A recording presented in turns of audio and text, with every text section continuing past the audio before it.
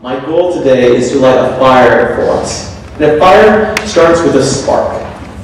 And spark, as defined by Webster, is a fiery particle thrown either from a fire or the start of a fire, lit in ashes, produced by striking hard objects together like metal or iron. That means there's friction there. That means you have to take two hard things and make them work together to start a spark, to start a fire. And that is our goal through missions. None of this is easy. None of it you just walk in and do and accomplish it without trying, without prayer, without effort. In fact, since it is Thanksgiving, I have a proclamation I want to share with you. And I only get to call it that because Abraham Lincoln called it that. Back in 1863, Abraham Lincoln announced the first national Thanksgiving. And he did it through this proclamation. And I'll start here. Forgive me, it's an awesome piece, it's Thanksgiving weekend, and I may have just watched Abraham Lincoln Vampire Hunter, so that might be part of the reason for this. But, in the midst of a civil war of unequal magnitude and severity, which has sometimes seemed to foreign states to invite and to provoke their aggression, peace has been preserved with all nations, order has been maintained, and the laws have been respected and obeyed. The harmony has prevailed everywhere except in the theater of military conflict, while that theater has been greatly contacted by the advancing armies and navies of the Union. Needful diversions of wealth and of strength from the fields of peaceful industry to the national defense have not arrested the plow, the shuttle, or the shed. The axe has enlarged the borders of our settlements, and the mines, as well as of iron, coal, and as well as of precious metals, have yielded even more abundantly than before. It has seemed fit to me and proper that they should be solemnly and reverently and gratefully acknowledged as with one heart and one voice by the whole American people. I do therefore invite my fellow citizens in every part of the United States, and also those who are at sea, and those who are sojourning in foreign lands, to set apart and observe the last Thursday of November next as a day of thanksgiving and praise to our beneficent Father who dwelleth in the heavens. And I recommend to them that while offering up the ascriptions justly due to him, such as singular deliverances and blessings, they do also with humble penitence of our national perverseness and disobedience commend to his tender care all those who have become widows, orphans, mourners, sufferers, in the lamentable civil strife in which we are unavoidably engaged, and fervently implore the interposition of the Almighty hand to heal the wounds of the nation and to restore it so it is consistent with the divine purposes to the full enjoyment of peace, harmony, tranquility, and union. Now, this is a time when our nation didn't have a lot to be thankful for.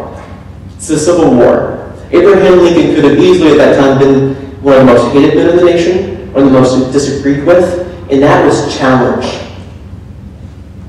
But in this proclamation, our president at the time found things to be thankful for, things to be grateful for. Our minds, our people were together. Our population was growing. There was freedom in the future, and he was holding on to that. Even though brothers were killing brothers and neighbors were killing neighbors, he found gratefulness. Now, the one thing that strikes me in all of this is he didn't say this was something that he could just proclaim it would happen. He didn't say there was peace in the future. He didn't say there was freedom in the future. But he said if all people, all Americans came together in prayer and through God, there was a future there. Now, I think that's special because here at Middletree Church, we believe the same thing. We believe everyone, all of us, need to be a part of it to move forward. If our missions are going to happen, we all have a part in that. It doesn't need to be international. It doesn't necessarily have to be national. It could be local missions, but you have a part there. So, our goal is that, like our video has said for the last 4 weeks, that ordinary people, empowered by God's Spirit, doing what Jesus did, together wherever they are. Now, there are going to be all sorts of risks involved with that. None of that is easy. Today, my goal is simple, and I want you to be able to leave this place and answer a simple question. It's a question I want you to carry with you everywhere from now on. It's a question that I think if you think of fully and pray on it, it will reveal a deeper relationship with God for you. It'll show you some of your life's purposes and your passions, and it will help you approach every necessary opportunity. So are you guys ready? Okay, those pins we put in the chair aren't just for filling out offerings and tithes. You can actually use this for notes. And this is a good question. What is one risk I could take this week that either makes me a better person or the world a better place? What is one risk I could take this week that either makes me a better person or the world a better place? Now I know some of you, okay, that question's too simple. I can do one thing this week to make the world a better place. Some of us are sitting back going, no, this is too challenging. But regardless, together, empowered by God's Spirit, no matter where we are, if we are doing what Jesus did, we can change the world. And that is our goal. And that is what the book of Acts is all about. When we say 8:1-8, we mean in Acts 1, verse 8. And it says this, "But you will receive power when the Holy Spirit comes on you, and you will be my witnesses in Jerusalem and in all Judea and Samaria, and to the ends of the earth." So today we're going to work at making that possible. Today we're going to think of things that we can do here and now to make differences. And it's all about having a missional mindset. And that's the culture we want to grow right here. That you can take that one question and grow. So today we're going to talk about sparking, taking weaknesses and making the things that empower us, the road that God has called us to, and then taking on a missional discipleship. You guys ready? Okay. Well, first thing is, we're going to do small risks to make big change. And I think this is very important regardless of where you are in life. In fact, 5 years ago, I was actually taking a job on Capitol Hill, and my job was solely to promote the Congressional Award, which is an award that promotes service to youth across the nation. Now, the fun part in this for me is that I had 25,000 people at my disposal to make life change happen in communities and cities and states and across the nation. And my pitch for that was always simple. My job is to encourage you to set goals in voluntary public service, personal development, physical fitness, and adventure exploration. But when we talk about voluntary service, there was something very specific these youth had to go to. They had to walk out in the community, identify a problem that they could see and understand, come up with possible solutions to that problem, and then be that solution. Now, when you have one person doing that, you get a little bit of change. The community might change, the neighborhood might change, and a dark alley might become a lit alley where kids can actually play. But if you have 25,000 people, a whole people, a church, a united front, all people doing this, that's when the world changes. It's a small risk, but it's a big step. Now, our goal is in this one question. What is one risk I could take this week that either makes me a better person or the world a better place? It's a great question because it creates a spark. And that spark is that initial thing that creates change. It's the initial thing that lights a fire. It is a choice. It is a small risk. It's a flash of light that brightens the everyday routine of our lives. And it's a decision to move from inaction to action.